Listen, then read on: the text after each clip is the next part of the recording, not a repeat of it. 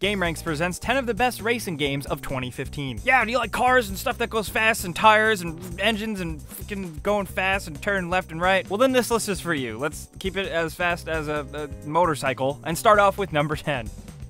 Carmageddon Reincarnation is a game that's just as cool as its name. Now look, this isn't the highest rated game on Metacritic by any means. It's a little bit of a mess, and it's got a lot of controversy to it, but it can be fun, and it's totally different than the other games on this list. Carmageddon Reincarnation is a remake of the classic game, and you just gotta drive around and crash into other cars and civilians and kill everything. They've added a bunch of maps and a bunch of different deadly cars that you can upgrade to your heart's content. So if you like violence and you like driving, this might be up your alley. At number 9, we have Redout, which Red Bull Games calls the F-Zero of 2015, and I think that's completely right. Redout feels a lot like Wipeout. It's super fast, very Twitch-based, and highly futuristic, featuring a bunch of different levels across snow, ice, and futuristic landscapes. This Kickstarter-backed futuristic racing sim comes few and far between, so it's definitely worth trying just because it's so unique. And look how cool it looks! At number 8, we have Distance. Distance is a survival racing game that combines intense action of arcade racing with exploring a really cool futuristic world. Distance is another futuristic racing game, but the difference with this one is that you can do crazy stuff with your car besides just boosting and jumping, but you can also rotate your car, and there's a bunch of different ways of motion. As you screw up and get hit by laser saws in the game, your car gets sliced up and it gets smaller and smaller until you can't drive it anymore. And that's really where the survival aspect comes in. You have to race and you have to win, but you have to make sure your car makes it to the finish line. Oh, and the coolest part is that it kind of looks like Tron.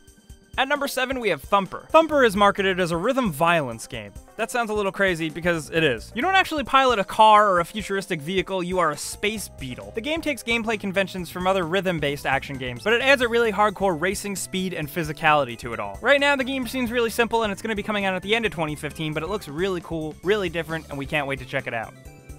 At number 6, we have Next Car Game, Wreckfest. Next Car Game, Wreckfest is a new Demolition Derby-themed racing game that really focuses on realistic driving dynamics and vehicle damage. And the technology behind this game is really impressive. It really feels like you're driving a bunch of cars and crashing them around, and it looks like it. Parts fly everywhere, doors get dented, and cars wrap themselves around poles. And thankfully, the racing and realistic physics feel really good. You want to just feel like you're crashing cars around. Wreckfest is definitely your thing. At number 5, we have MotoGP 15. MotoGP finally returns with its version of the 18 circuits of the 2015 championship. MotoGP comes with a range of new enhancements, including an expanded career mode.